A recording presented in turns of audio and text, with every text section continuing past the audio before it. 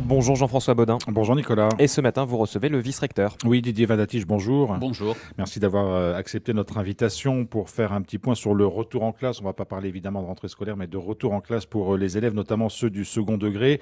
On en avait parlé rapidement hier avec Isabelle Chamorro, membre du gouvernement en charge de l'enseignement. On va y revenir plus en détail avec vous parce qu'il se passe évidemment beaucoup de choses sur le terrain. Vous avez beaucoup de choses à gérer. On va essayer de dresser un état des lieux, si vous voulez bien, pour commencer, des établissements qui aujourd'hui sont ouverts, ceux qui sont encore fermés. Est-ce qu'aujourd'hui vous êtes plutôt satisfait du taux de réouverture, si j'ose dire, des établissements scolaires? Alors je crois qu'effectivement on peut être satisfait du taux de réouverture puisqu'on engageait un vaste mouvement de reprise de l'activité scolaire à partir donc du retour des vacances de juin, le lundi 17 juin. Et aujourd'hui, vous voyez, je suis venu avec mes indicateurs, tout est vert excepté les endroits où il y a un peu de rouge, c'est-à-dire les collèges de la côte Est qui sont en fait concernés par des problèmes d'approvisionnement et d'accès des familles, des élèves aux établissements, voire des problèmes d'accès des transports aux établissements. Et puis, en ce qui concerne la province sud, évidemment, on a le problème de Petro-Atiti, sur lequel on pourra y revenir dans quelques instants. Mais même les établissements qui ont été les plus impactés dès le début de la crise, je pense en particulier à Caméré, à Auteuil, Rivière-Salée, ont repris une activité. Enfin, Caméré, pardonnez-moi, il va reprendre la semaine prochaine. Donc, effectivement, le mouvement est bien engagé. Le mouvement est bien engagé. Le seul lycée, effectivement, qui a été complètement détruit, c'est celui de Petro-Atiti. Où sont les élèves de ce lycée? Est-ce qu'ils ont pu être recasés, pardonnez-moi l'expression, dans d'autres établissements scolaires ou pas encore? Alors, plus que la moitié des élèves aujourd'hui, effectivement, est rescolarisé dans des établissements d'accueil avec lesquels on a signé des conventions, et donc notamment au lycée Garnier, par exemple, des élèves de Petro-Atiti sont déjà scolarisés depuis 15 jours. En particulier, toutes les classes à examen, de terminale, CAP, bac, etc., et BTS, sont scolarisés. Et nous sommes en train de chercher des solutions, effectivement, pour la petite moitié des élèves qui sont aujourd'hui sans solution, mais pour lesquels on devrait trouver une solution à partir du retour des vacances d'août. Alors l'autre état des lieux qu'on peut dresser, c'est évidemment la fréquentation des élèves dans ces établissements qui ont rouvert leurs portes récemment. Aujourd'hui, quel est le taux de fréquentation des établissements? Est-ce que vous avez aussi une vision d'ensemble de ce qui se passe? Alors bien sûr, on demande tous les jours à nos chefs d'établissement de nous produire des statistiques. Il faut qu'on ait une idée précise du taux de fréquentation de nos établissements. Donc j'ai des graphiques que je tiens à votre disposition ici, qui montrent qu'on a un taux de présence en collège de l'ordre de 75%, en lycée de l'ordre de 50%. Donc le constat, c'est qu'on a de l'absentéisme, effectivement, plus important qu'avant la crise, qu'en régime ordinaire, et que cet absentéisme est plus prononcé en lycée qu'en collège. Donc quand on interroge les familles, elles nous renvoient l'idée que certaines d'entre elles appréhendent encore l'idée d'envoyer leurs enfants dans nos établissements, ce qui est compréhensible. Mais je voudrais leur dire qu'aujourd'hui, on est quand même dans un contexte d'apaisement généralisé et que ces inquiétudes peuvent se dissiper progressivement. Et donc, évidemment, j'invite les familles à envoyer leurs enfants dans nos écoles, dans nos collèges et dans nos lycées, parce que je pense que les élèves y sont bien, ils y sont mieux, parce que notamment nos espaces scolaires sont des espaces protégés. Mais il y a aussi naturellement la problématique des transports.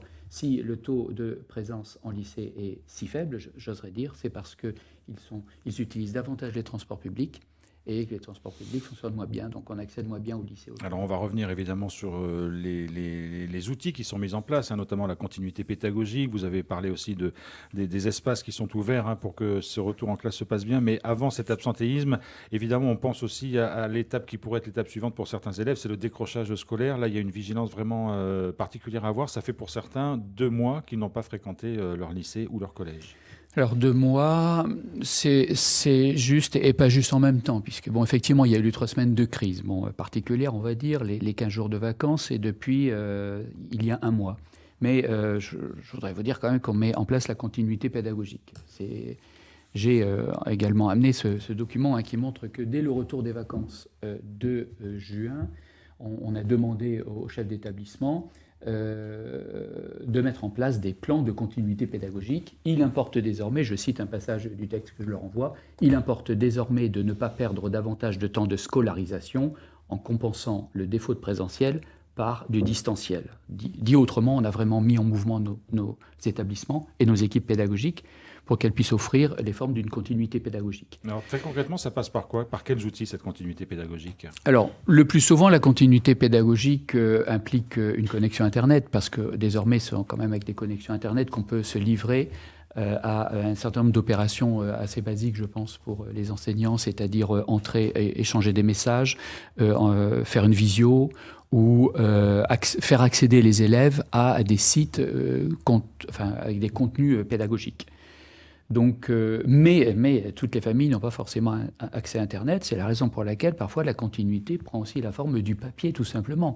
Et j'ai en tête de nombreux cas de collèges isolés dans lesquels on remet chaque semaine une pochette d'exercices qui est ramenée la semaine suivante et on fait les exercices de la semaine de cette façon-là. Alors cette continuité pédagogique, elle est évidemment très importante, notamment pour les classes à examen, puisqu'il y a des examens qui arrivent en fin d'année. C'est le cas pour le bac, évidemment. C'est le cas aussi pour le brevet des collèges. Est-ce qu'il y a une attention particulière pour les élèves qui sont dans ces niveaux-là et dont l'année scolaire doit être sanctionnée par un examen? Est-ce qu'il y a une attention particulière pour ces classes-là? Alors bien sûr qu'il y a une attention particulière. Et puis comme vous le savez, on a recours au contrôle continu cette année. Donc quelques mots sur cette modalité, on va dire, puisque il faut se replacer au début de la crise. Au début de la crise, on n'était pas certain de pouvoir organiser une session d'examen en 2024. Et donc il fallait absolument donner l'assurance aux familles qu'il y aurait des diplômes attribués à la fin de l'année, et notamment un baccalauréat 2024 pour que les bacheliers puissent poursuivre leur parcours universitaire. Donc grâce au contrôle continu, évidemment, on a levé cette difficulté et on peut assurer aux familles qu'il y aura une session 2024 d'examen. Et donc, on attend des instructions, évidemment, puisque ça, c'est la partie État, je dirais, de l'éducation. On attend des instructions en provenance de la DGESCO qui nous permettra de caler nos propres indications académiques pour organiser ce contrôle continu. Mais on a diffusé une première note dans nos établissements qui indique, pour être plus précis, qu'il n'y aura aucune épreuve ponctuelle, écrite ni orale, sur convocation de ma division des examens cette année, et que les notes des épreuves seront constituées par les résultats obtenus en classe, dans le cadre du contrôle continu, pendant la scolarité, dans les enseignements valorisés à l'examen. Je prononce deux choses simples et claires qui vous disent que les familles peuvent être assurées, leurs élèves évidemment, des modalités en fait, d'évaluation qui conduiront à un examen qui aura une valeur telle qu'ils pourront poursuivre leur cursus universitaire. Alors encore faut-il que les élèves viennent en cours ou suivent la continuité pédagogique pour valider en quelque sorte ce contrôle continu. Alors on retombe effectivement sur la question de l'absentéisme que vous m'aviez posée tout à l'heure. D'abord la question de l'absentéisme, elle pose la question suivante, c'est que font les élèves? Où sont-ils? Et moi je voudrais redire qu'à mon avis, les élèves là où ils sont le mieux aujourd'hui, les jeunes, c'est dans nos établissements scolaires, puisque ce sont des espaces sécurisés. Bon, ça, c'est une première chose. Mais la deuxième difficulté en lien avec ce dont on vient de parler, c'est qu'effectivement, le contrôle continu, c'est des notes attribuées au fil de l'eau.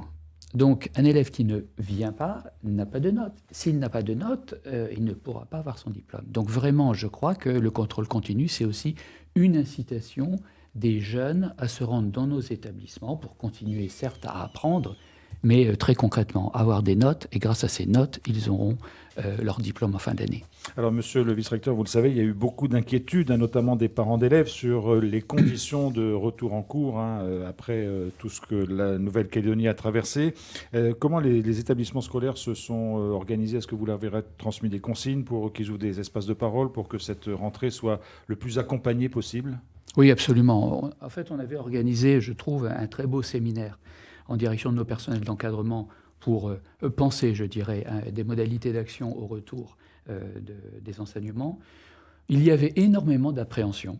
Et je dois vous dire, moi qui me rends depuis le 17 juin avec mon directeur de cabinet dans tous les établissements, notamment du Grand Nouméa, depuis le 17 juin, que j'y rencontre des élèves qui sont très heureux de revenir en classe, et des professeurs aussi très heureux de revenir en classe. Et donc, on a surestimé leur appréhension, qui était réelle évidemment, mais aujourd'hui je vois bien que les activités reprennent normalement à la plus grande satisfaction du plus grand nombre. Et vous ne notez pas de tension particulière entre les élèves, par exemple, au sein des établissements scolaires?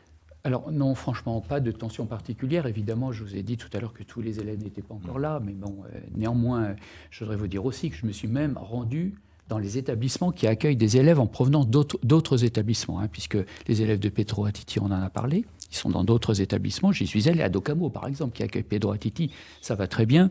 Je suis allé également dans les collèges qui accueillent les élèves de Tuban, hein, dont vous avez parlé, je pense, hier. Et je vois très bien que donc, les élèves de 3e sont à Beaudoux, les élèves de 6e sont à Magenta, les 5e, 4e sont à Mariotti. Je vois très bien que la greffe prend, que les équipes enseignantes se mélangent complètement, les élèves aussi.